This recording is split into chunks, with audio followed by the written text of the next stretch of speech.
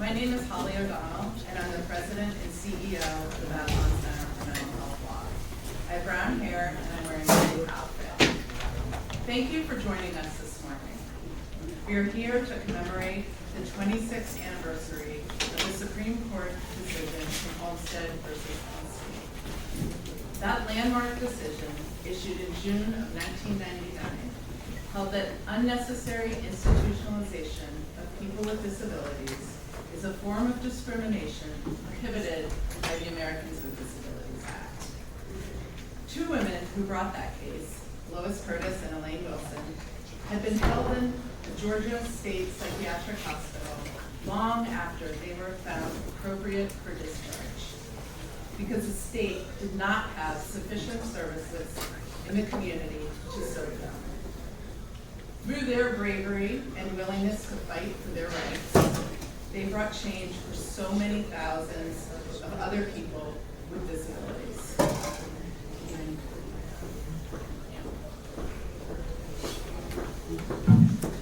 Some people here today knew and worked with Ms. Curtis and Ms. Wilson.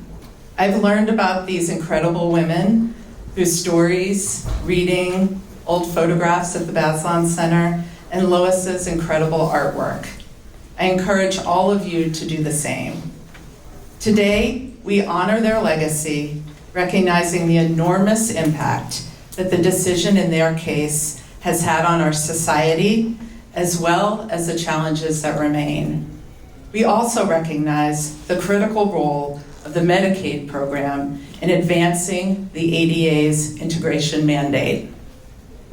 As we watch Congress grappling with a budget bill that would make historic cuts to the Medicaid program, it is important for us to understand the relationship between Medicaid and disability services.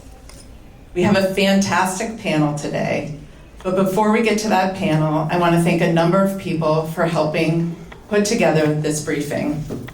Senator Markey and his staff, who sponsored us to be here, the panelists who all traveled from outside the Beltway, MITA Associates, the Bazelon staff, and the interns.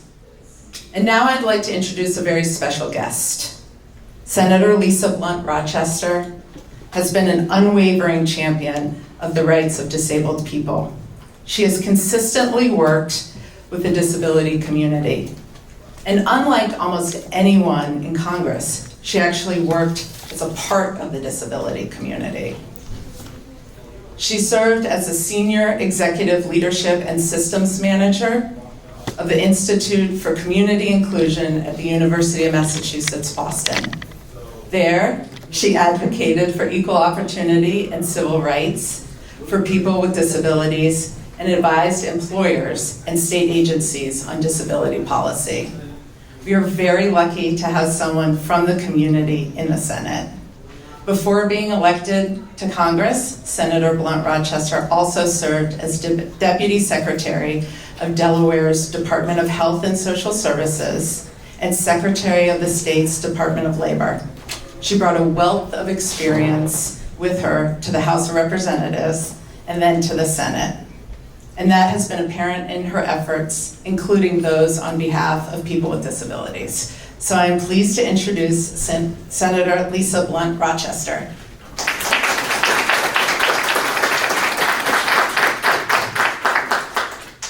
Thank you, Holly. Thank you so much.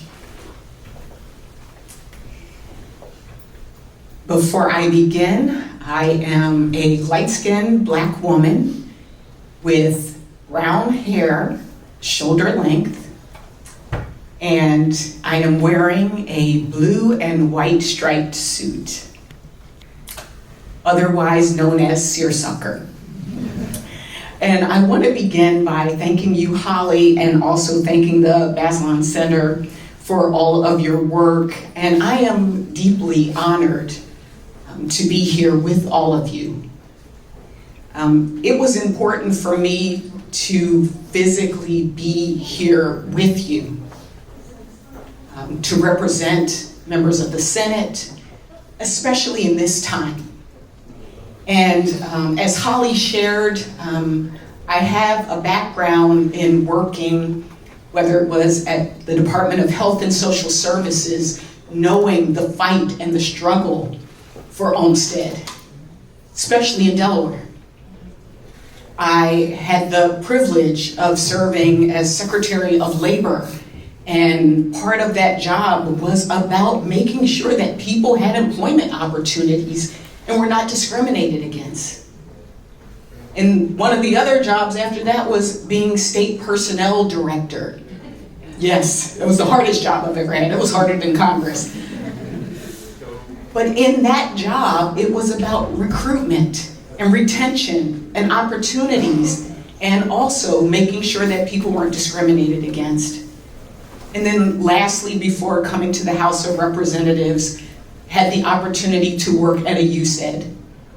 Yes, to those at USEDs. You know what I mean when I say USED.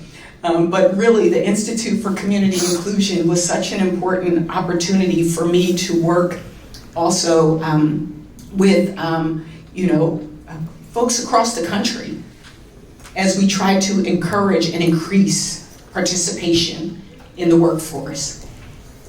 And so there are all those job pieces of it, but then there's just the personal piece of it. Why it is important. Because to me, this is really about justice and freedom. It's really, these are basic foundational things that this country was built on. And so this Supreme Court case, this was transformational. This, while the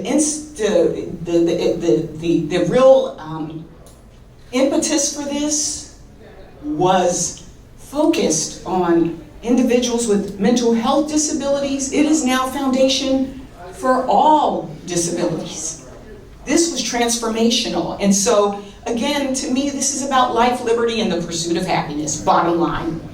And when we think about this landmark civil rights legislation, a decision, it impacts millions of people, with 1 in 4 people in this country identifying as having a disability. And that's not even counting family members, co-workers, friends.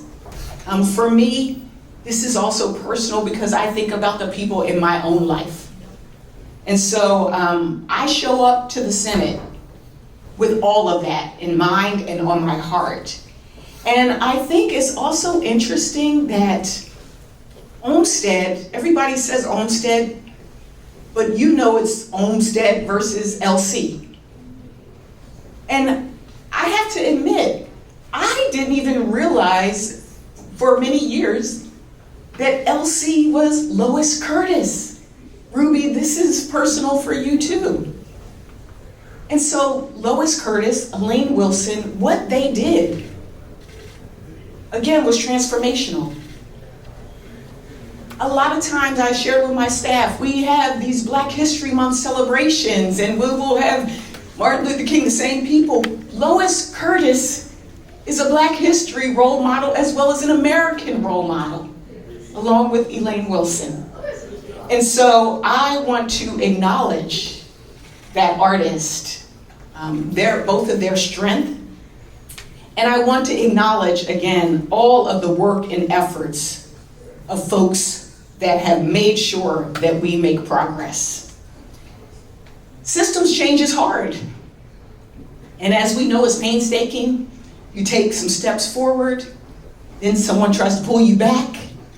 You take more steps forward, and someone tries to pull you back. So part of my message today is to stay strong, to stay encouraged, and to recognize the steps and the progress that has been made because of the efforts of folks in this room and across this country. People with disabilities, all of us know that we still have a lot of work to do. And so whether it is mental health disabilities or all of us, we deserve to live and to work and to thrive in our communities. And this work is even more vital today as we face waiting lists, which is unbelievable. that we have waiting lists for services, as we know that there are caregivers out there that are not getting the pay that they need to or deserve in doing such important work, the lack of equity for individuals with mental health needs. I mean, I understand that Lois and Elaine started this, but people with mental disabilities are the ones that, I saw a chart that said physical disabilities get the bulk of the support. Then after that, it was DD. Then after that, it was other. And then mental disability. And so even equity, and as we look at things like transitioning out of our prison systems, as we look at our children, there is still so much work to be done. And then we look at where we are today,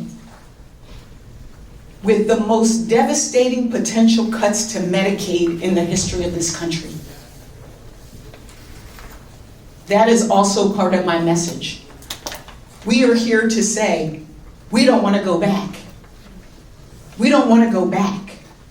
And so I want you to know, as a member of the Democratic caucus in the Senate, I can tell you our vision is to eliminate waiting lists for home and community-based services, to keep people in their homes who want to be in their homes and who can be, to pay workers what they deserve for the incredible work that they do. And we will continue to fight for this reality. This fight starts with protecting Medicaid. It starts with protecting Medicaid and the cuts that potentially could come this week if we vote in the Senate. And I said if, because I don't know if anything's going to happen, but I will tell you what, we will continue to be strong and we will continue to advocate. I'm going to leave you with this. This moment is really about a drumbeat.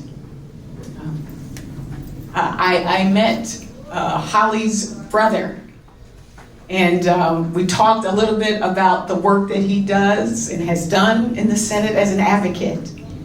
We talked about his cat, Disco. I just found out that disco is like what we talk about in the disability community, so, and I love disco music, so I think I fit right in.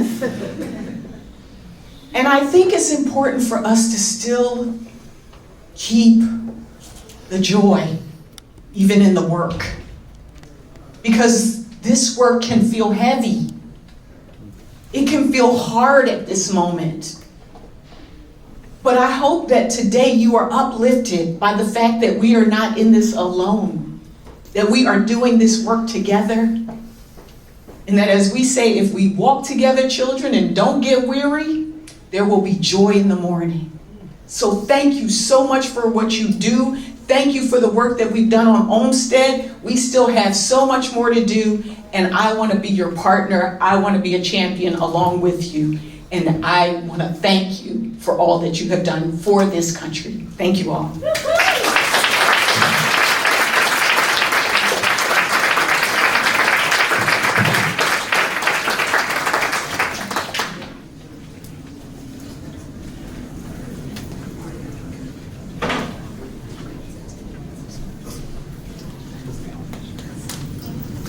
Those were inspiring remarks. Thank you so much to the Senator. We're so grateful to have you. There are a lot of folks standing in the room, and there's a bunch of seats vacant, so I'm going to ask everybody who's standing or invite you to take a seat so you can have to stand. So we have a fantastic panel. I am excited. These are all people who inspire me, and there is a lot of wisdom here. So I'm going to start and just tell you who these folks are. And this is in alphabetical order. Next to me is Ruby Moore. Ruby is the CEO of the Georgia Advocacy Office, the designated protection and advocacy system for people with disabilities in Georgia. And Ruby's also the vice chair of the Global Leadership Exchange for Disability, Mental Health, and Substance Use. Ruby's nationally known for her work with people with disabilities for over 45 years. She started when she was 5, particularly in the areas of employment, augmentative and alternative communication, and the design and implementation of supports needed for disabled people to live, work, and be educated in the community. Ruby has served as an expert for multiple federal agencies and assisted the Department of Veterans Affairs to design an employment program to help 50,000 homeless veterans access employment. She's been an expert in numerous systems reform lawsuits and has assisted several states in evaluating their developmental disabilities, behavioral health, education, and workforce systems, providing recommendations to improve these systems and facilitate compliance with Olmstead. Luke Cicchini is Vice President of Public Policy at the Alliance for Rights and Recovery, where he works on improving state and federal mental health systems through piloting of innovative programs, direct government advocacy, and public education campaigns. His own mental health recovery journey has shaped his passion for improving mental health systems. Luke has experience organizing grassroots efforts for policy change, translating research into policy, working with legislature and state agencies to create and implement new mental health programs, testifying before state and federal legislative and regulatory bodies, and organizing events for education and advocacy. Clarence Sundram is a nationally recognized expert on conditions in institutions and community programs for people with mental disabilities. Clarence serves as the independent monitor for the federal court, overseeing the implementation of a class action settlement offering about 4,000 people with mental illness residing in adult homes in New York City the opportunity to move to supported housing with support services. We just had the last court hearing in that case 2 days ago, and the judge had profuse thanks for Clarence's wisdom and guidance over the last 12 years or so. In March 2011, Clarence was appointed as the special advisor to the governor of New York for vulnerable persons to help address the issue of abuse and neglect of persons in residential care. His report to the governor resulted in the legislature unanimously adopting his sweeping reforms, his recommendations for sweeping reforms. He also served as a member of a panel monitoring the implementation of the Willowbrook consent judgment. Many of you know about the Willowbrook case. And as a special master and court monitor in disability rights class action lawsuits in a number of states. For 20 years, Clarence served as the founding chairman of the New York State Commission on Quality of Care for the Mentally Disabled, an independent state oversight agency charged with advising the governor and legislature, investigating deaths, child abuse, patient abuse, and financial fraud and abuse in programs serving people with mental disabilities. Diana Vila is a member of the class of plaintiffs in O'Toole versus Hochul, a settlement agreement between a class of people with mental health disabilities, the state of New York, and the United States. That's the agreement that I mentioned that Clarence served as the monitor for. After living in adult homes for for more than 12 years, Diana was able to transition to supported housing, living in her own apartment with her fiance and receiving supportive services. And her fiance is here today. Before being sent to live in an adult home, Diana spent a year hospitalized for major depression and suicidality. After much healing, she later earned a certificate in peer specialist counseling to support people with significant mental health disabilities and worked at a nonprofit organization called the Coalition for Institutionalized Aged and Disabled, or CIAD, supporting individuals seeking to escape institutionalization. Diana built a successful 20-year career at LaGuardia Community College, part of City University of New York. For the last 7 of those 20 years, in addition to counseling students, she coordinated a peer counseling training program, and for 6 years taught as an adjunct professor in 2 departments. While working and battling with her disability, she earned her associate's and bachelor's degrees at CUNY and completed her master's degree in disability studies in higher education and is earning a master's in social work. So that's the panel. And I'm going to do a couple of rounds of questions. First talk about Olmstead and then to talk about Medicaid. And I'm going to start with Diana. So Diana, you lived in large institutions called adult homes for more than 12 years of your life, and then you were finally able to move to supportive housing due to an Olmstead settlement with New York. Can you talk about what the adult homes were like and how it impacted your life to move from an adult home to supported housing.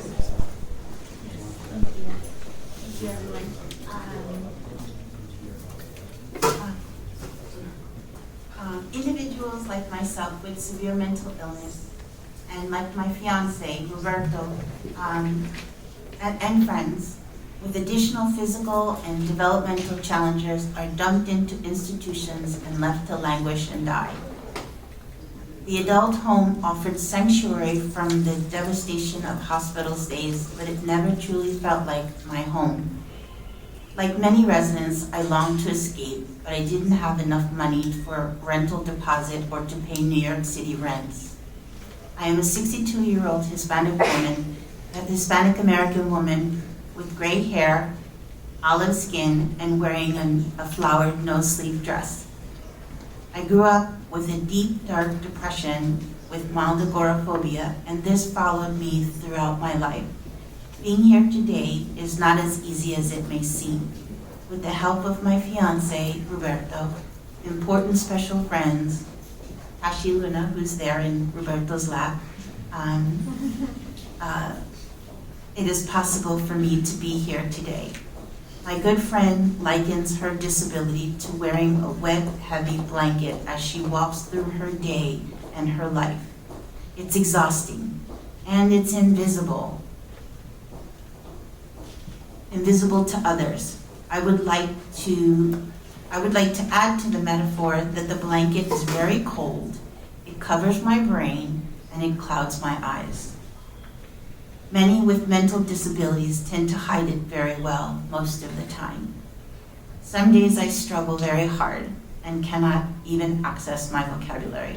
On other days, I work hard at my full mental capacity, driven and focused. On good days, I give 150%, not only to move forward and get ahead, but to make up for the days when I cannot. Leaving LaGuardia Community College, where I worked for 20 years, was not a good thing for me. I had a job where I felt fulfilled, creative, and knew that I made a difference every day. I felt fulfilled and honored to be there. But I fell far and hard when I left LaGuardia. I didn't want to struggle anymore, and I lost hope and purpose. Living in the adult home was a sad life, cramped up, 2 people in a small room, barely big enough for the furniture. I felt broken and defeated. It wasn't always safe to socialize outside the room, and the food provided was barely edible. Some residents were over-medicated, while others were out of control, fighting and yelling. Police came to the home often. This atmosphere was not kind to my disability. Tending to my plants in the small window helped me escape the darkness in my mind and the chaos outside the room. There was rampant neglect in the adult home. My partner and then roommate, Jose, died of complications of diabetes and renal failure. I noticed my health had begun to decline also. I had to adapt and learn how to help both of us eat better on a very tight budget, forcing me to choose between buying my favorite fresh cut flowers in the spring, basic necessities, and fresh vegetables every week. Jose's loss was devastating physically and mentally. Most of the time I watched TV alone as my growing fear of venturing outside into the community alone kept me indoors. Still, that never stopped me from helping others within the adult home. There was a woman named Judy who sat quietly all day unnoticed in the less traveled hallway. It took about 6 months of saying hello to her each day as I passed to the dining room before one day she looked up at me and smiled. It nearly broke my heart. I was so happy. I later became the president of the resident council and was successful at making changes to improve the food, living conditions, and helping those who felt their voices did not count. But when my term ended, things returned to the same status quo. That was very sad. When I met Roberto, my fiance, he traveled on 2 buses in a manual wheelchair a great distance to pull me out of my grief. I helped him obtain a power wheelchair like I did for Jose and others. With greater mobility and independence, we were able to go on longer trips to the movies on discount days once a month, to free museum days, free Shakespeare in the park, and window shopping at the mall. I helped Roberto get into training that enabled both of us to work at CIAD, a nonprofit organization dedicated to empowering adult home residents. For 8 years in this role of peer advocate, I helped residents fight for their rights and prepare for independent living through well-received workshops. I jumped at the chance to live on my own again with support, very important. The O'Toole court case made it possible for us to finally move into a wheelchair-accessible and bright, sunny apartment after 8 years on the list. Now Roberto can move freely throughout the space, cook, and help manage our affairs with relative ease. For me, the bright, open environment has been transformative. My home is filled with flowering plants that lift my spirits and offers a sense of peace and renewal each day. Watching the cherry tomatoes and the seedlings grow make me so happy. On restless nights when insomnia keeps me awake, I find solace in watching the sunrise from my windows, a quiet reminder of new beginnings as my seedlings are showered with the golden sun. My disability knocks me down often, but it doesn't have to define my potential. With help and support, I keep getting back up. Now I have choices, responsibilities, and freedoms that I wasn't allowed in the adult home. Now I can afford to eat better. I have lost 40 pounds. I fell far when I got really sick, but I hope to return to teaching and counseling. I want to return to supporting students through their challenges of getting a degree in the field of their choice and creating better lives for themselves and their families. Severe mental illness is a lifelong challenge. My disability is relentless and unpredictable, but with the right supports, I can live independently in a safe environment, in my own home, not in an institution where rights and dignity are stripped away. I can make a positive contribution to society, but the right support is critical.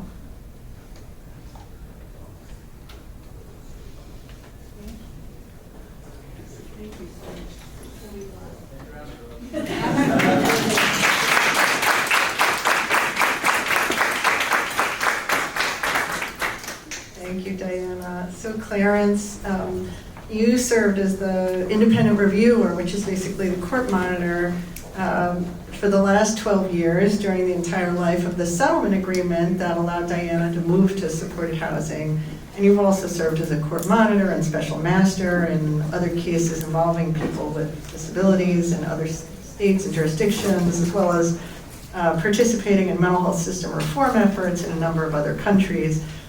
How important do you think the Olmstead decision has been in affording Americans with disabilities lives with independence and dignity? Great question.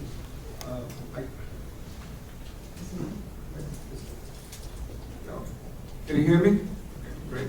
I guess I have to describe myself. I'm a man who used to have hair. I'm wearing a dark blue jacket, a blue shirt, and a red tie. So the O'Toole litigation actually is a great example of the impact of Olmstead. For those of you who are not familiar, New York State has an array of what are called adult homes. These are basically board and care facilities with anywhere between 150 to 400 people living in them. For a very long time, these places have been well known as substandard, sometimes bordering on squalor in terms of their living conditions. When I was the chairman of the Commission on Quality of Care, which Jennifer mentioned, I published a bunch of reports about the conditions in these homes. So they were well known. These reports were covered in the New York Times, legislators knew about it, the governor's office knew about it, and the community at large knew about it. But nothing happened to change these conditions in these facilities. What Olmstead did is created a pathway, and thanks to the skillful lawyering of public interest lawyers like the Bazelon Center and other partners, they were able to bring a lawsuit in federal court on behalf of a class of 4,000 people, approximately, living in New York City, and to litigate this case over 10 years, which the state fought tooth and nail until it finally succumbed and entered into a settlement agreement. And the settlement agreement gave the class members, people like Diana, who were living in these adult homes, the option to leave the adult home and to move into supported housing, importantly with support services. And we all remember the stories from the 60s and 70s when the mental hospitals released a lot of people into the community with no services, and they either wound up in nursing homes or homeless. That's not the case with the settlement agreement, because one of the things it does is provide for support services tailored to each person's needs, which they participate in developing. So this settlement has created the opportunity for people to have lives that they want to have, and to have self-determination, make their own decisions. And so far, in the life of this case, approximately 1,400 people of that class have made the choice to leave the adult home and move into supported housing. That's a pretty significant accomplishment in a city where affordable housing is in scarce supply. The state set aside supported housing apartments just for this class. So that's the great news, right? The settlement agreement has done this. So as Jennifer mentioned, we were in court on Monday to celebrate the successful implementation by the state of the settlement agreement. And we should all be dancing on the ceiling because things have worked out so well. But as I was waiting to get up and speak in court, I was talking to one of the class members who was scheduled to speak ahead of me. And she asked me, she says, when the judge dismisses this case, what's going to happen to my housing and what's going to happen to my support services? And it was a profoundly important question, because when you think about it, when the state made the calculation to enter into this settlement agreement, it's obviously going to cost a lot of money. So where were they going to get the money? Well, the foundational pillars of implementing the O'Toole settlement is Medicaid. Medicaid pays for all the health and mental health services that people need.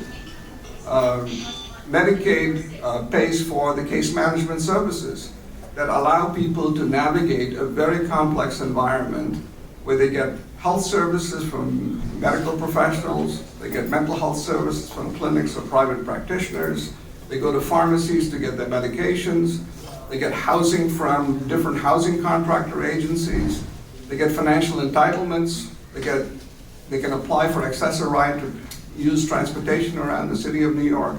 But all of these different programs require applications, require meeting criteria. And these are difficult things for anybody to navigate, let alone somebody who has spent years living in an institution where they've been forced into a position of learned helplessness, as we call it. So that's one pillar of support that people depend upon. The second is food stamps, or the Supplemental Nutritional Assistance Program. That's how people get nutritional food, as Diana was describing. That's what pays for it. Other federal programs, SSI, SSDI, those are what pay 1/3 of the rental for supported housing. Now, you think about what's going on right now as we are sitting here having this conversation. All of those programs are being threatened, some in a very frontal way, with the proposed cuts approaching 800 billion to $1 trillion in Medicaid cuts. supplemental nutritional programs which are being foisted off onto the states, some of which may fund them, others which may not. But the more pernicious thing is the process changes that are being proposed, where people may have to recertify their eligibility periodically to prove that they're eligible, because there's this specter of massive waste, fraud, and abuse in these programs. Well, even if you're fully eligible, the process of going to recertify requires coming up with documentation, it requires filling out forms, it requires making an appointment to go to an office to answer questions from somebody there. All of these things require an enormous amount of both mental and physical energy to comply with. And historically, the case management programs assist people navigate these processes. But those case management programs are paid for by Medicaid, which is also targeted. And when all else fails, people depend on advocates to assist them when they're threatened with the loss of eligibility or to go through a fair hearing process. Well, who are these advocates? Protection and advocacy agencies like the one that Ruby runs. And those are being threatened with cuts. There are public interest law firms that do this kind of work. They're being threatened as well. They're being threatened with the loss of their nonprofit status. So there is an all-out assault on the pillars that support the kind of opportunities that Diana has had the good fortune to take advantage of. It strikes me that, when we should be celebrating a great thing that Congress did. I mean, you heard the Senator talk about the Americans with Disabilities Act, one of the shining moments in the life of Congress in recognizing the needs of people with disabilities and to ensure that they don't suffer discrimination. It's a fantastic law, and that law has created opportunities for people to live the kind of lives that Diana just described. It seems to me what's going on here is snatching defeat from the jaws of a great victory. And I think we all need to understand that the battles that we fought and won are never going to stay won. We're going to have to keep fighting to preserve the gains that have been made. Thank you, Clarence. It's a sobering comment as we sit here today in the Senate, with Congress considering the Medicaid cuts and SNAP cuts that they are considering. So Luke, you've been an advocate for community integration in New York and also concerning mental health systems around the country. Can you talk a little bit about what real integration should look like? First off, I'm a Black man who also had more hair before and is wearing a gray jacket with a light blue shirt on. I think when I think about this question, I've thought about many areas, and I can talk forever about this, but I think it really comes back down to what the Senator said.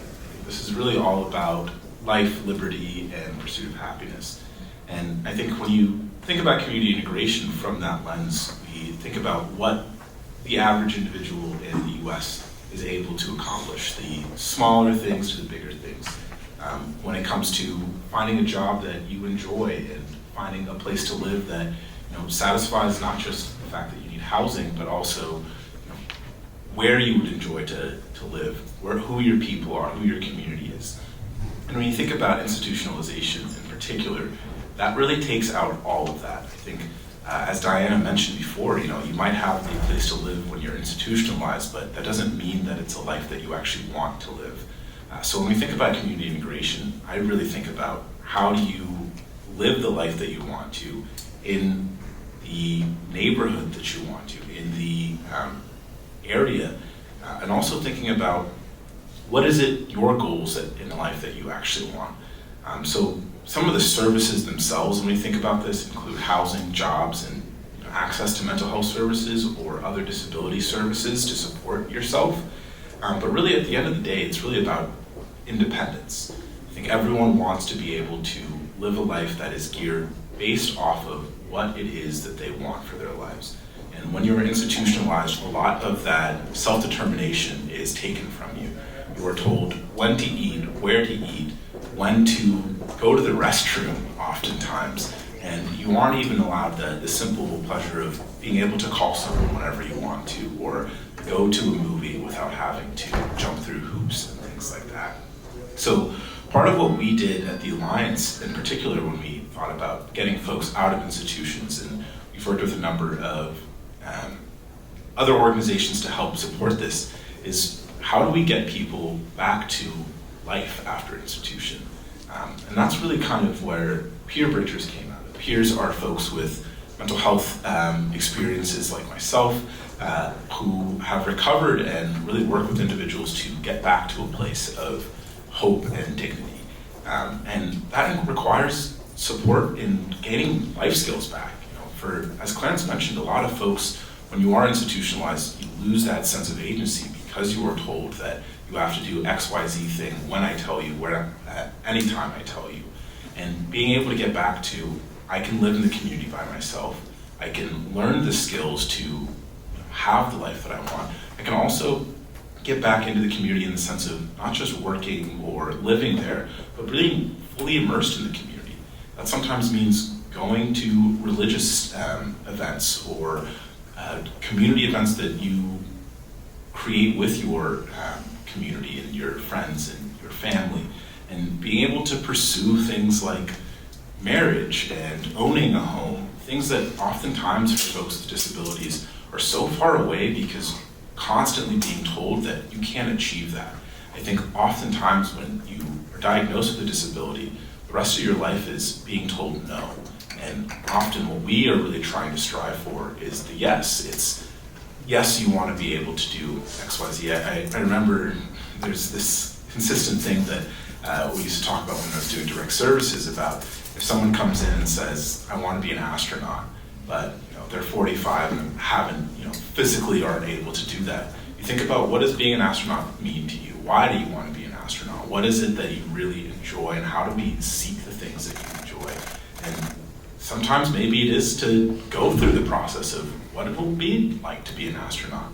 And we do that not because we think that people shouldn't be an astronaut, but rather it's more about, if you want to do this thing, there's a reason why, and we need to be able to look at what it is and what your goals specifically are. And I think oftentimes when it comes to institutionalization, your goals stop mattering. It becomes the goals of the system, which often ends up being making sure you're not a problem. And when you are faced with that, there is that level of learned helplessness that I have to do what the system wants. I have to do what XYZ person wants rather than what I want. And I think a lot of the real integration of the community is really just being a regular person. And I think it's oftentimes really tough to hear, to really will it down to that we're fighting to be just like everybody else and have the opportunities just like everybody else. And Medicaid is essential to a lot of that. As Clarence said, Medicaid pays for housing, it pays for social supports, it pays for the counseling services that help you maintain your recovery for folks, or even get to recovery. When you think about the journey from folks who are experiencing homelessness, you have to have someone who does the outreach services to connect you with support, but you also have to go through the process of applying to housing, getting housing, maintaining housing, finding a job that you enjoy and works with your schedule, because oftentimes you have to remember that if you are receiving other services, a lot of those services aren't 9 to 5, or are only 9 to 5. And if you're working a job and you want to maintain your employment and maintain your housing, you still want those services. And being able to get that in a way that is person-centered, that is supportive to you in the fashion that you need, whether that's in the evenings or weekends, that is absolutely necessary. And for a lot of us, myself included, we have access to that because of the work we've done to get into recovery, but a lot of people don't have access. And I think the fear that we really have when it comes to Medicaid cuts and a lot of the changes that Congress is proposing right now is that access to these life-saving services, but access to just being able to live the life that you actually want. And at the end of the day, that's really what this is about, being able to live a life that you you can go home and feel like, yes, my day was quality. I did the things that I wanted to today. I am striving for my goals, and I know that that future is coming. Rather than being told constantly, no, no, no, you can't do this, you can't do that, but rather that I know that if I really want to work to this, I have the supports in the community, I have my housing, I have my mental health services that allow me to do the things that I actually want to do consistently. And we've seen folks just like Diana live incredible lives and regain that ability that 10, 20 years ago they were told would never actually happen. The fact that we are in a place where recovery is considered the goal for everybody is phenomenal, and this is a dream that many of the folks that I stand on the shoulders of had envisioned but didn't know whether it was actually going to happen and fought for. And that is why it's so important for folks like myself and a lot of the people that we work with to continue pushing for these, to protect these goals, but also to continue pushing forward, because I'd be lying to you if I said that right now we're at the best place possible. As Clarence mentioned, there are still thousands of people in adult homes in New York who don't have the ability to get out. There are thousands of people on the streets who just want housing but are often pushed towards criminalization because folks don't want to see them. There are thousands of people who are on a waiting list for services that they know and have been asking for sometimes years. And when you think about that, we consistently are trying to push the system forward, but we're also often fighting these clawbacks to pull us back to a place where everyone is locked away and put in institutions, mainly so that everybody else doesn't have to see folks. This isn't really about supporting people, and when you hear that there's waste, fraud, and abuse, but it's only targeted against communities that already have far less than your average individual and are struggling to get by and to live just basic life, that's what we're really fighting for, and that's what we continue to push for, and that's what Olmstead was able to do. It was able to give Lois and Elaine access to that basic life in their community that they really wanted, and we have to constantly protect that, but keep pushing forward. And it can be dark often, especially in times like these, but it also creates this groundswell of advocacy that pushes back and reminds us that we all want this. We want folks to have the change that Diana saw. We want folks to be able to live that life that they really imagined for themselves all along, and the same things that we've all wanted as children, to grow up and have a beautiful family, house, and a job that really fulfills us. And that's what we continue to push for, and that's what we are going to continue pushing for within Congress and within our states over the next couple of years. Thank you, Luke. And I realize I don't think I introduced myself. Jennifer Mathis, Deputy Director of the Bazelon Center, and a white woman with short brown hair and glasses. And sitting next to Ruby Moore.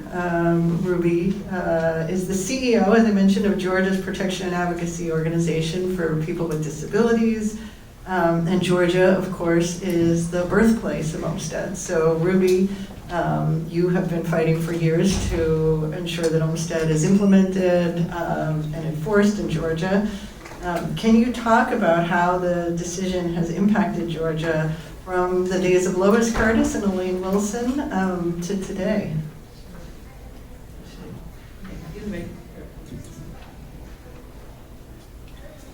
Thanks, Jennifer. And I am a white woman with strawberry blonde hair that is rapidly going gray after, well, I guess not rapidly, after 50 years in the field. No, and I'm not 70.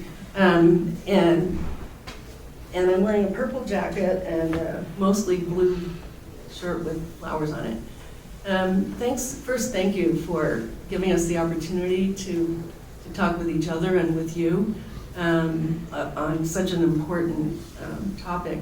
So coming from Georgia, I do want to say a few words about Lois and Elaine, because to Georgians, first of all, we don't like calling it the Olmstead case because, frankly, Commissioner Olmstead was no friend to people with disabilities. And Lois and Elaine were real cool women and vibrant women and had amazing stories about their life. wasn't all about, escaping the institution. So just to give you a little sense of that, I knew Elaine until literally the day she died. And Lois, I knew very well for the last 20 years of her life, and I actually helped her get her first job, which was fun. And to Luke's point, sometimes people have to try the thing, even if I was like, no, this is not a good job for you. But she needed to try it so she could make an informed decision, and that's something to take away, for people. Take people seriously. They know what they need, and to give people a chance to make experience-based, informed choices. So just to give you a little sense of Lois, one time I was having coffee with her and she was just drawing, and she spontaneously says, I pray to God the way the blue flowers do. And I said, Lois, wow. I mean, she kind of rocked me back on my heels with that. And I said, well, what do you picture when you say that? And so she said, I'll draw it for you. And I still have that rendering in my office. And it was this sort of jarring disconnect. In that moment, I was like holding two truths. This was somebody who spent a good bit of her life in institutions, and segregated and isolated and misunderstood. And within her was art and poetry and passion. And I thought that's probably true of everybody who's profoundly misunderstood and kicked aside. So that was one of a very powerful, kind of reminder for me. Not that I need to be reminded that I've spent my entire adult life bringing people out of exile and I'm not dead yet. Anyway, one thing that people don't know about Lois, though, was that she was institutionalized as a child. So she, I think of how terrifying that is, obviously having been a child and having raised a bunch of kids. And so one of the things that came out of that, when Lois and Elaine's stories came out and people really kind of get a better sense of what they had lived through and who they were and how misunderstood they were, this did sort of power up and reinforce the Developmental Disabilities Network of Georgia to bring our Children's Freedom Initiative to bring home all of the institutionalized children of Georgia and put a light on global practice, egregious practice of institutionalizing children. So going forward, I'll talk a little bit about some advances in Georgia, and in some cases just laying the foundation and the promise of advances that we are still trying to make materialize. But so I won't say things are all peachy in Georgia. Yep, I actually said that. But there have been a lot of important advances in Georgia due to the Olmstead decision. So first, people came to know of Lois and Elaine's story. And as horrible as some of that was, it actually gave people hope because they escaped. They were having good lives. And so that kind of, and it also galvanized the disability advocacy community and brought together self-advocates and family members and disability rights activists and a whole multitude of organizations, including some people who did not yet know that they were interested in disability issues. So it led to higher expectations for community living. People were like, I have a right to live in the community. It's amazing we have to give voice to that, right? And it gave a clearer sense of how we should approach getting people out of exile, out of institutions. Clarence and I, kind of go way back on, and Jennifer and many people actually in this room, in terms of our earlier decades of attempts to try to be strategic in terms of the institutionalization work. And one of the gifts of Olmstead, I would say, is the Olmstead decision, is that it brought into specific relief, kind of more clarity about what would be a more coherent approach to helping people come out of institutions and to have a good life, because it's a lot more than, evacuating a horrible place. We used to claim victory if we, closed those horrible places and people had escaped, But ultimately, I think Olmstead brought us to a clearer understanding about the things that Diana and Luke were talking about. What would be true success? And it would be people having a chance to live the life that that everybody else is living, that's more culturally typical. And that involves stable housing, that involves employment, that involves being able to interact with other people who you've been kept apart from all those years. So one of the things that happened in Georgia because of Olmstead was they began to shift towards more institutional reform and building supported housing, supported employment, a range of mental health services. We had to fight for a community mental health system, which is beyond but okay. And then we got some help from the United States Department of Justice, which was really great. They came and the settlement agreement of 2010 required a lot of very significant reforms to come into compliance with Olmstead. And I did not say they've come into compliance with Olmstead, I'll just say that. But Georgia has transitioned thousands of people from state hospitals to community settings. In 2010, we had, in addition to that, in 2010, we had about 730 people with intellectual and developmental disabilities in state institutions, and now that's down to about 100, which is 100 too many. The state agreed to expand crisis services, housing supports, and peer support services. So the state has developed 131 mobile crisis teams, over a dozen crisis walk-in centers, and about 3 dozen, mental health crisis apartments. The services are aimed to divert institutionalization, which is great, and it's still work in progress because sometimes people then get stuck in the crisis system. My friend Ewan Howe, who was a commissioner during the Willowbrook years, said, sometimes the focus on crisis unintentionally creates more crisis. So we're grappling with that.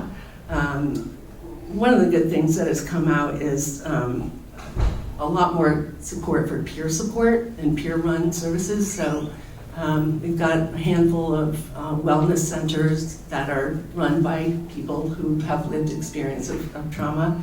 We've got at this point, over 2,000 certified peer specialists who are, kind of organizing and moving into all kinds of sectors.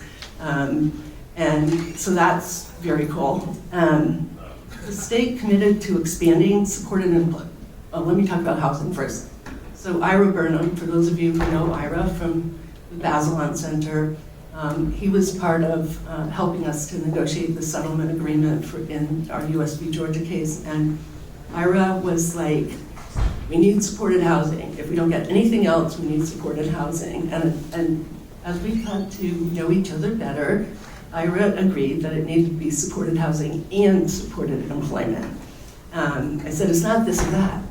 These are 2 pillars of recovery. These are 2 pillars of independent living. We need both. And I think we ended up with a better settlement agreement. So the state agreed to create a supported housing project. We got some help from Samson Barris from New York, who was wonderful. And then and the state agreed to come up with housing vouchers for 9,000 people by 2015.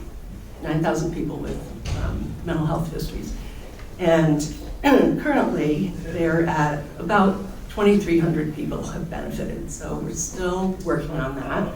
It's actually the last provision on the mental health side, which you'd think you would have done all that first, but anyway. So they're still in the case. Supported housing was, one part of the recovery pillars that I was talking about, and then supported employment, which is, my heart. I'm with you, Luke, and everybody who's talked about what's against employment. So I just want to say that, so in that case, we pushed for at least 600 people with mental illness getting supported employment using practices that are known to work. And there's nothing magical about 600, but as Clarence and others know, sometimes it's helpful in settlement agreements to actually have a number.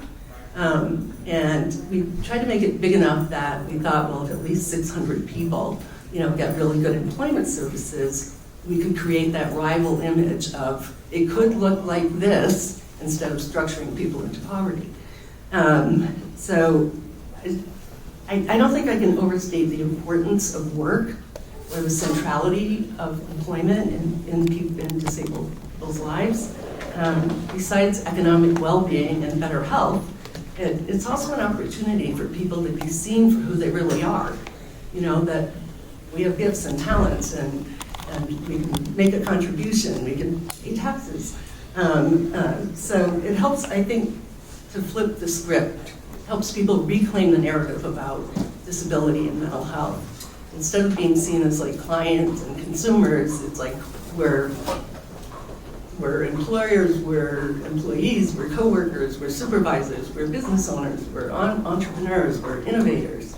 You know, some of the most innovative people I know are people with disabilities, because every day you have to innovate just to navigate through things that don't make sense and aren't accessible, for example.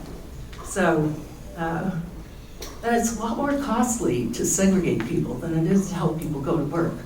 So if we can help people who have a vote about this, it would be great if people understood that we need Medicaid for a lot of people to have support to go to work. You know, cutting away at the supports for that to happen does not save money. And then it also, in the process, kind of structures people into more poverty. So just a few last thoughts about employment. Because Jen gave me the grace of saying, talk about employment. So there have been now several cases, but the Lane case, Lane v. Brown in Oregon, was, I think, probably the first case, well, it was the first case, that said, you know, Olmstead definitely applies to non-residential settings, including employment. And so that kind of gave a boost to the field to, you know, kind of revive the employment for us nationally, and certainly in Georgia. And so in Georgia now, our rates of employment for disabled people who are working full-time is slightly above the national average, which is pretty paltry average. I mean, it's at least unemployment for people with disabilities is twice as high as for non-disabled people. So that's still not great. The other piece we worked on was eliminating sub-minimum wage. And so, you know, the Section 14C of the Fair Labor Standards Act, you know, allows mostly sheltered workshops to pay people sub-minimum wage. And, you know, it was a bad idea in 1938, and it's still a bad idea. But in Georgia, we fought, there were many other states who did this first, but over the last 6 years, we've gone from 33 certificate holders to 6, and 1,500 people who were being paid sub-minimum wage to 172 as of yesterday. Hopefully by tomorrow it would be 171, 178. I know who they are, I know where they are, and anyway. And the governor signed the Disability and Pay Act, which says by 2027 that no more sub-minimum wage in Georgia. Yay! Boldly go where everybody else has already gone. So by my calculation, if that manifests, it will have taken just shy of 90 years to take a really bad policy from 1938 and finally get rid of it. So I think, when I think of that, I think, let's put a pin in that. Let's think about that as we talk about some of the reforms that people are trying to make. Do they lift people up? Do they help people get real homes, real friends, real jobs, get out of poverty, get out of segregation? Or do they squash people down again?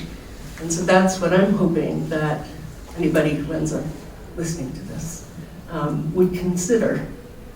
And one last thought about Medicaid is threats to Medicaid could actually slow down the momentum or roll things back for people with disabilities.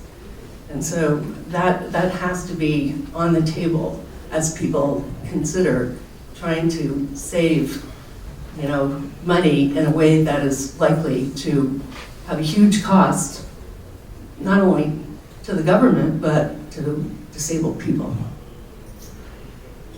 Thank you so much, Ruby. And talking about Medicaid, Diana, I have a question for you. So we've talked a little bit about this legislation that Congress is considering that would cut about $800 billion from the Medicaid program and leave about 11 million people uninsured that would lose their health insurance coverage through Medicaid and through the Affordable Care Act, plus another 5 million people who would lose coverage because they're going to lose their subsidies under the Affordable Care Act.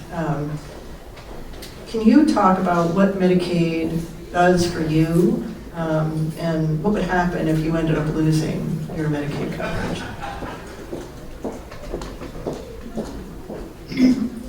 Proposed cuts to Medicaid and Social Security would have devastating consequences for millions of children, seniors, and people with disabilities.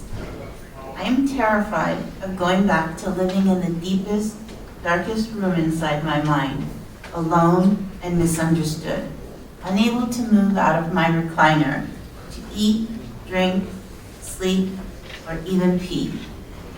That's where I fell many years ago. Being cut off from essential care would cripple us and our neighbors. Care such as mental health care providers, doctors, specialists, physical therapists, home health care services that support us in managing our disabilities, and vital maintenance medications. Without access to medical and mental health treatment and services, daily challenges would become nearly impossible and would lead to much more expensive reinstitutionalization. If rising medical bills or the cost of critical medications make it impossible to afford rent, we could also face the devastating reality of homelessness. Homelessness and lack of treatment for people with severe mental illness are dangerous. Without stable housing, access to essential treatment and support would exacerbate our symptoms and lead to cycles of crisis.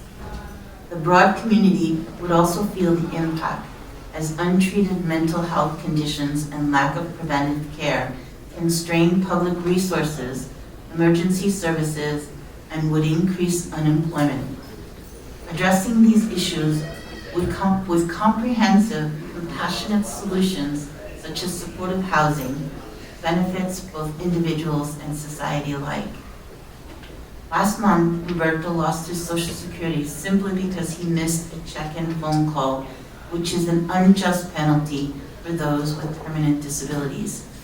Disrupting our stability would have soul-crushing consequences, not just for our mental health, but for the progress we've worked so hard to achieve. Without consistent support, the risk of crisis increases, making it harder to maintain independence, employment, and overall well-being. Stability isn't a comfort. It's a necessity for long-term success and resilience. I lost hope many times, and suicide was the only thing I failed at 3 times, thank God. I have a purpose. I hope to inspire eager minds, affect responsible change. I can do this I can't do this if I lose the services that keep me strong and healthy. Establishing disability status for someone with a permanent disability is not only unwarranted, it is discriminatory, creating unnecessary hardship for individuals who need and rely on stable support. The anxiety surrounding this recertification process creates unnecessary stress for those already navigating significant challenges. Requiring it every year would impose an undue burden, such reassessments can exacerbate existing hardship rather than provide meaningful change.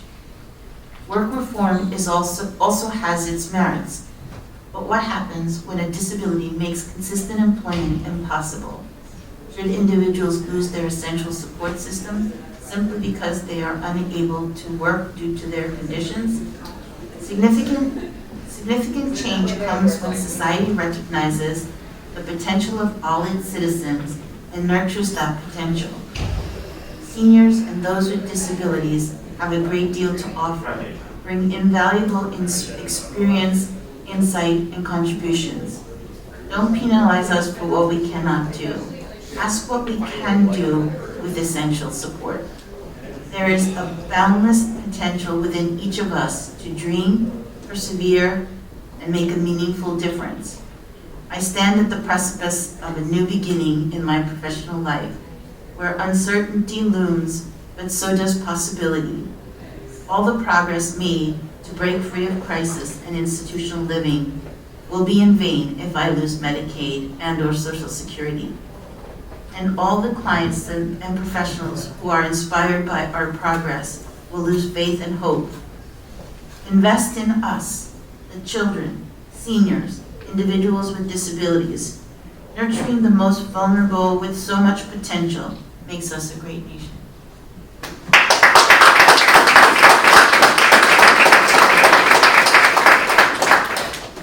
So Clarence, you talked some before about Medicaid and its importance. Do you have anything further to add about the role that Medicaid plays in disability service systems, and particularly in expanding community services for people with disabilities? As I said earlier, I mean, Medicaid is the pillar. I spent a lot of time working in state government and somewhat familiar with the thought process that goes into launching any new program, which is how the hell are we going to pay for it? Medicaid has been a great cushion. I mean, it enabled the state of New York, which used to be the state that ran the largest number of institutions and more institutionalized people than any place in the free world.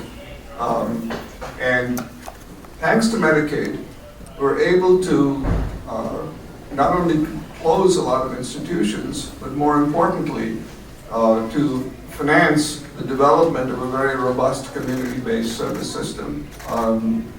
And as I said earlier, I mean, Medicaid is paying for virtually everything that people with disabilities require in the community. New York has been accused by some people in the federal government of figuring out every single angle to maximize the attraction of federal financial participation to support these services. And the O'Toole case is a very good example of how Medicaid has made it possible not only to move people out of horrible institutional settings and into supported housing, but more importantly, to be able to provide the support services that allow people not just to live in the community, but to thrive in the community, to live the lives they want, to be able to access the services that they require. We're talking in the adult home situation of a population that by and large has been aging for the 20 years that this litigation has been going on. And mental health is not the only issue that they require support for.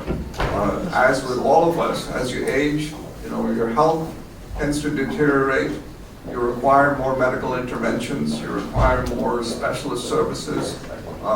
People are on more and more medications, all of which are pretty expensive. So Medicaid is really the lifeblood that keeps the entire service system functioning. And I think the kind of cuts that are being talked about are likely to destabilize the lives of people who have been thriving in the community. And particularly for a state like New York that has embarked upon delivering all of the optional services that are available under Medicaid. And for those of you who aren't familiar with it, I mean, there are a bunch of core services that Medicaid has to provide, but states have the option of providing other services, like, for example, dental services for adults. New York has all of those services. And one of the things that is quite likely to happen, maybe not so much in New York, but elsewhere in the country, is those optional services are likely to be the first things on the chopping blocks. And those optional services are particularly important to people with disabilities living in the community. So So I think that those are important considerations as we consider what Congress is planning to do. Thank you. And Luke, how have you seen Medicaid support people with disabilities to live and receive services in their own homes and communities in New York? Yeah, I think Clarence and Diana did a pretty good job of talking about a lot of the services, but just to reiterate, when we think about Medicaid in New York, we're paying for services like, I'd be remiss not to say peer support, and New York has been one of the best states when it comes to peer support and making sure that it's expanded so more people, one which I think is phenomenal because it not only supports folks getting out of institutions and back into the community and maintaining their lives in the community, but also provides an employment pathway for folks who are in recovery, and another opportunity for folks to see that not only can I recover, but I can also become this person who's been supporting me and support other people to recover. Housing is incredibly important, and our supportive housing program is really centered on Medicaid supports. And then education and employment. I had the benefit of running a supportive education program when I was doing direct services, and I think the true joy that you see from folks who get the opportunity to pursue education with the hope of pursuing their long-term goals in employment is massive. It changes the way that people approach their day. Having something to get out of bed for, having these goals to strive for, and be in a place where they're getting their education and their employment. And I think employment is one of the biggest pieces.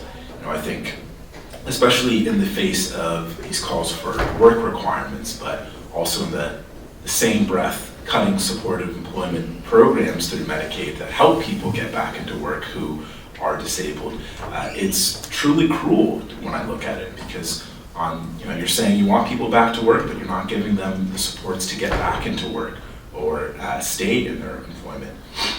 I also think when it comes to crisis services, it is huge to have those off-ramps from institutionalization through alternatives to crisis, like our crisis stabilization centers, our crisis respites, other crisis response programs, and then mental health supports in schools as well. I think this is one piece that often, I will say New York doesn't do a great job when it comes to preventive efforts. Like many other states, prevention isn't focused on as much as crisis supports or emergency supports, but having those supports for school-age children so that we can break that cycle of institutionalization and support people to live quality lives from the outset so that they can manage their disabilities early on and then maintain those supports is huge.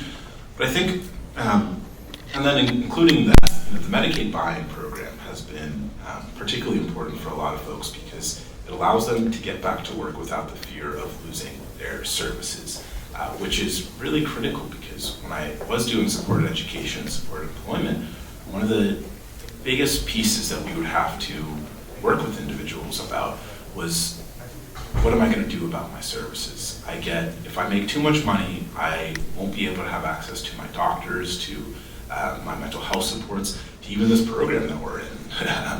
And counseling people about Medicaid buy-in and other ways that you can maintain these services that are critical was a big first step in making sure people knew that these life-saving supports will be there for you even as you go back to work, so you can do both of these things. And I think at the end of the day, well, actually, let me talk about one other thing. One big piece that New York has recently instituted has been the Medicaid waiver program.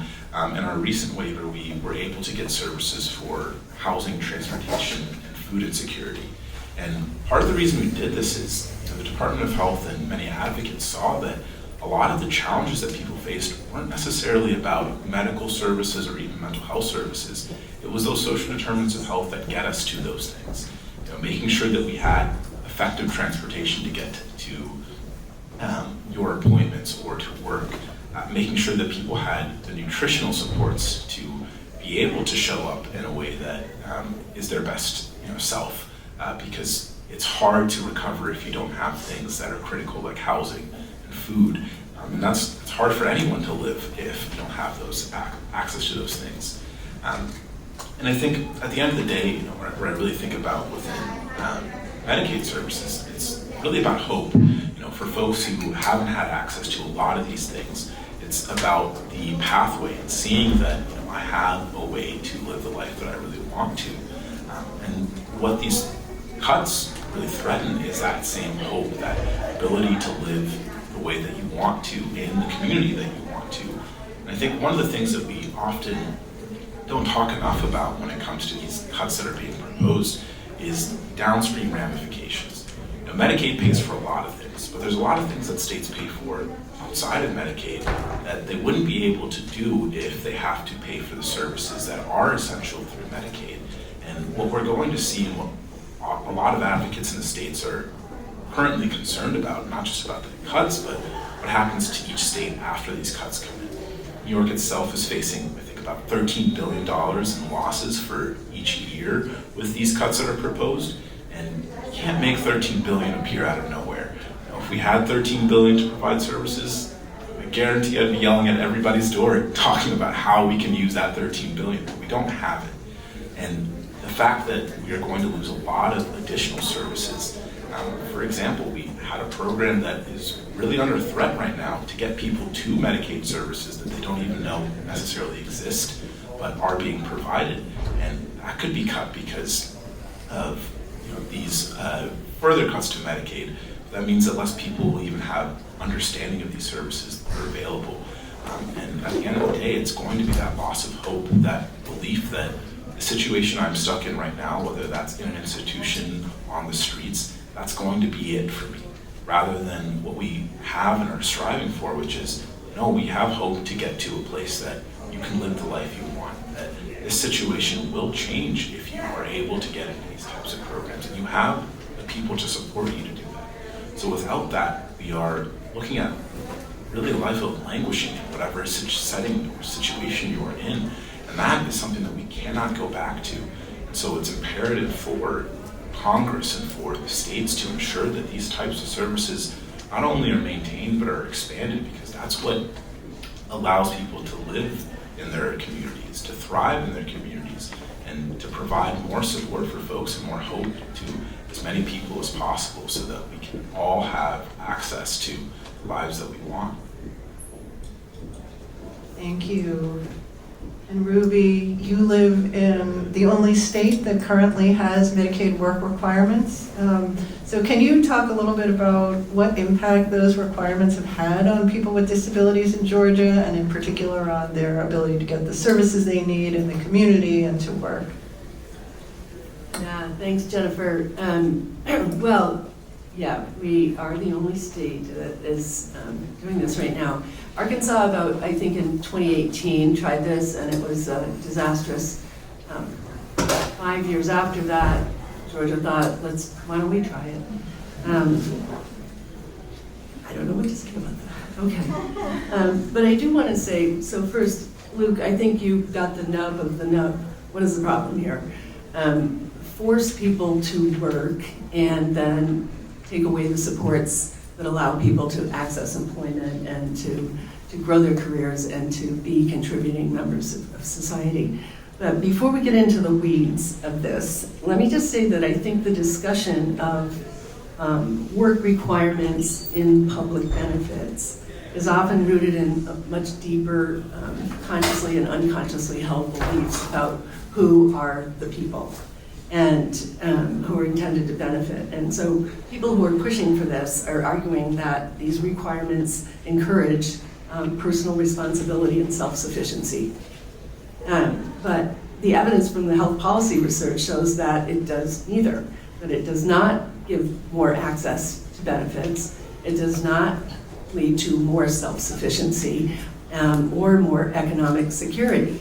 So this may turn out to be an iconic example of a program that was launched ostensibly with good intentions, that is becoming the problem it's setting out to address. So we know that for people who receive health coverage, that it makes it easier for us to go to work. So anything that threatens or disrupts that, it makes it harder for people who are already living below the poverty level to maintain and improve employment and any kind of economic security. And the other false narrative going on here is that somehow people have to be pressured to go to work. And when we look at the actual data, it shows that almost everybody who's eligible for this program is working. And let me just say that one of the requirements for an individual person is that you have, at least in Georgia's program, is that you have to make less than $15,650 a year.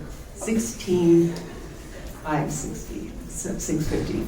So try to remember the last time you made less than $17,000 a year. Try to imagine eking out an existence on less than $17,000 a year in this economy, or around $32,000 for a family of 4.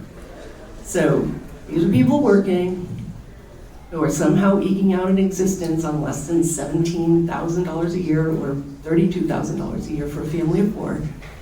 I would argue that these may be the most industrious people we know. So, how do we make it harder for people? That's the path we're going down. How can we, as you say, grab the feet out of the jaws of a small victory of people are working. People are working in fragile and low-paid jobs, and they're still going to work. And then down comes, this program saying, there may be fraud and abuse going on here, and we have to put these work requirements on you. So what's happening? So there are a lot of barriers now that people are facing to access employment or maintain their employment. And one is that income volatility. So many participants risk losing their coverage if they even have a modest increase in their income.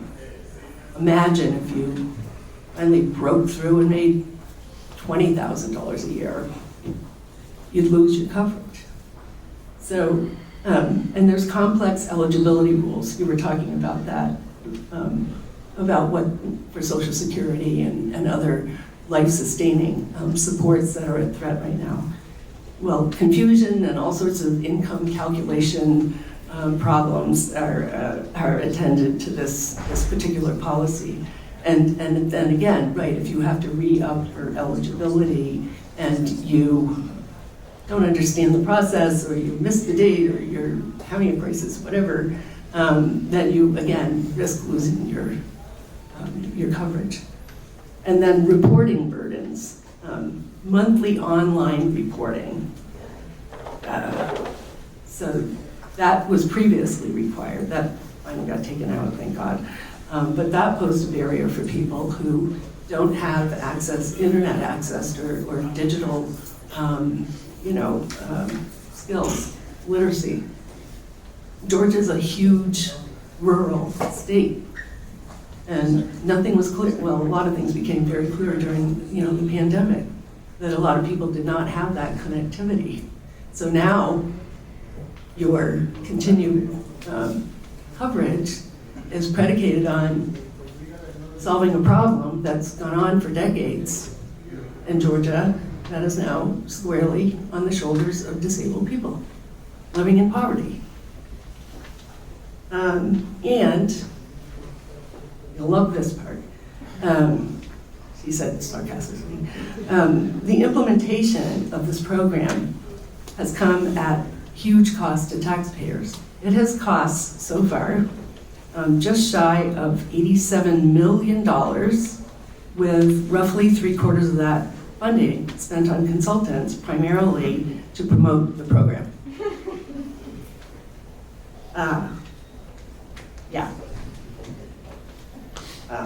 So just going forward, this program is supposed to sunset in Georgia on September 30th, 2025, of this year.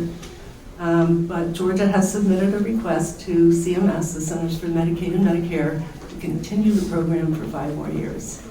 So we're working on it. Those of us who kind of can understand the impact on people, and can get anybody at all to listen to what the problems are, so that this doesn't continue for people with disabilities in Georgia, and hopefully other states, you know, kind of go, it didn't work in Arkansas, it doesn't seem to be working in Georgia, maybe it's not. Thank you. I told you this was going to be a terrific panel. This was a great picture of how Olmstead has transformed lives, how far we have yet to go, and really what is at stake given the budget bill that Congress is in the throes of considering right now. So thank you all for coming. Thank you for listening. I want to open it up to anybody who has questions. If you ever pick one person, either in Congress or the federal level, that you could speak to, whom would it be?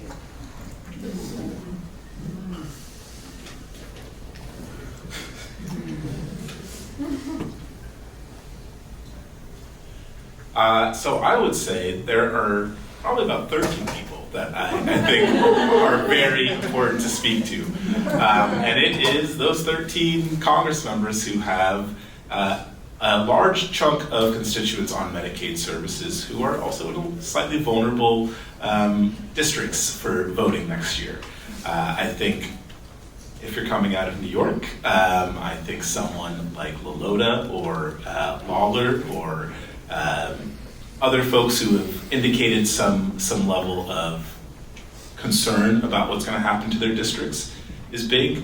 But I think one of the toughest things about this proposed budget, in particular, is that it is so large in the cuts that you don't necessarily, it's almost hard to parse out some of the ramifications. I think, you know, I was speaking, my mother lives in Georgia and is a teacher, and you know, we were talking, she likes to talk to me about mental health services and what, you know, she could do to support more of her kids in high school. And she told me a story about how one of her colleagues is 50 miles away from the nearest hospital for services. And you know, one of her friends is 70 miles away. And when you think about the fact that we are, in this budget, cutting funding for rural hospitals, we're cutting programs for doctors as well, which means that we'll have less money for rural hospitals, we'll have less doctors for access to services, and then on top of that, we're making requirements and eligibility checks much a bigger barrier. So if you compound all of that together, not only are you losing services, you're also losing access to hospital systems, you're also losing the number of doctors who can evaluate you for qualification for some of these programs, which means it might be weeks to months before you can get that appointment that is required to do this. And if you can only get an appointment once every 3 months, but have to recertify every 6 months, it becomes much harder and harder for even the average American, even those without disabilities, to get access to services. So I think being able to really convey that to some of the more vulnerable folks in the majority right now is huge. And also keeping that drumbeat alive, because I think on one side, this is a really dark time for us. But on the other side, I like to be as optimistic as possible because it's a requirement for this work, I would say. But we've also seen a massive uprising of everyday people who often wouldn't have been doing any sort of advocacy, coming out to DC, coming out to their local offices. And I deeply encourage everyone here to not just meet with Congress members in DC, but also in your district.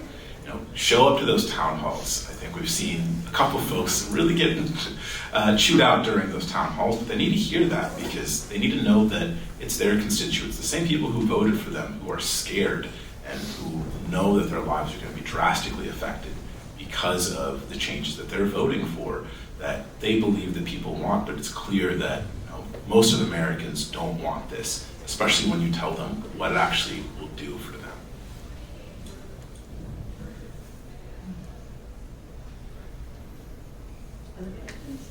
Can I say what you said?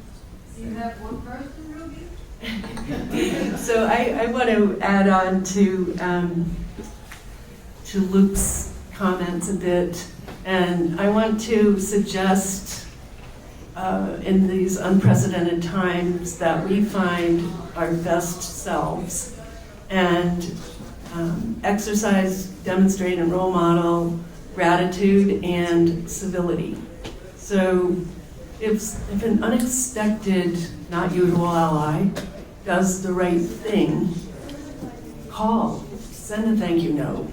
Make sure that people who may not see themselves in the same space on the political spectrum with you understand that this is not really a partisan issue. This is a human issue, civility issue. And if they reach inside themselves and find they're better angels and vote the way that we need them to, be the first to call and thank them. And I think we have to talk to everybody. Shameless and unrelenting. Talk to everybody. And they respond, say thank you. They don't respond, say thank you anyway. Okay, we'll take one more question. We're out of time, so let's take one more. You're facing someone who either for their own security or for security of others who's had absolutely institutionalized situation. Do you think it's possible to fix some of the issues that either mentioned about fear of other patients or about taking away their individual rights? Or do you think that that is kind of ingrained in the institutional situation? That's a good question. Here's what I will say. I think this is a question I struggle with often because I often sit between a abolitionist sort of mindset and as well as a reform mindset. And I think it's hard to, but you kind of have to hold both at the same time.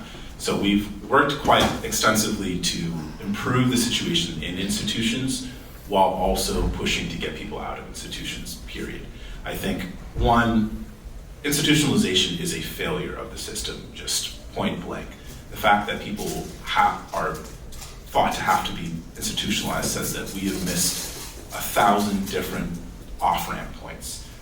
And a lot of the reason why I mentioned that we don't do enough about prevention is because we have so many people in institutions. We have so many people who are considered or who are said to be dangerous to society. I think that shows us that our system is not working in the way that it was intended to or that we want it to.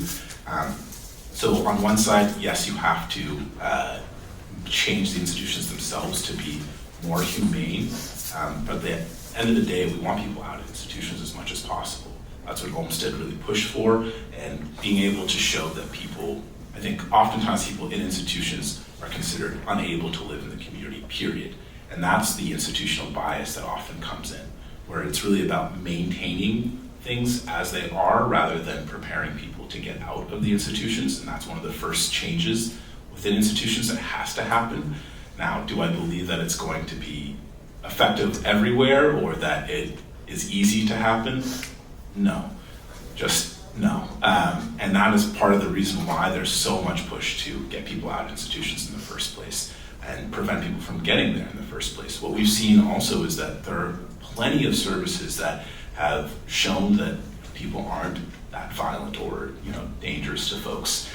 And also that with the right supports that people can live in a situation that it allows them to thrive and be happy. So I think really pairing not just the institutionalization period, but also making sure that those correct supports, like with what Olmstead really outlined, to make sure that people don't go back to the institution, but then really preventing people from getting institutionalized in the first place is really the key goal that we have. I think any situation where your census of institutionalized population is going up shows you that your system is deeply broken, and that this is truly we should see this as the absolute last resort to take liberty away from people, but oftentimes it's seen as the first resort for many states and many localities, probably because they just don't know better or they aren't trying hard enough to do better. So I think the biggest thing is looking at states that have done really great work in this and pushing to change those institutions, but keep people out of them as much as possible.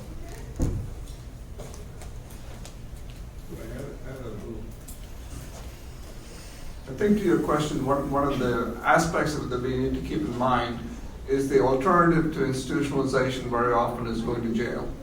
And so as you think about the current situation, I mean, we're certainly not in a position where there's a robust set of community services that can deal with, particularly somebody who is psychotic and violent.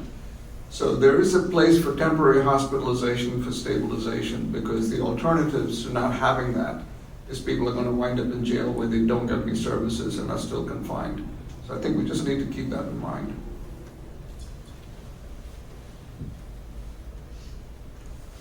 Okay. Well, thank you, everybody, for coming. And please, I hope everybody does everything they can to preserve Medicaid. Thank you.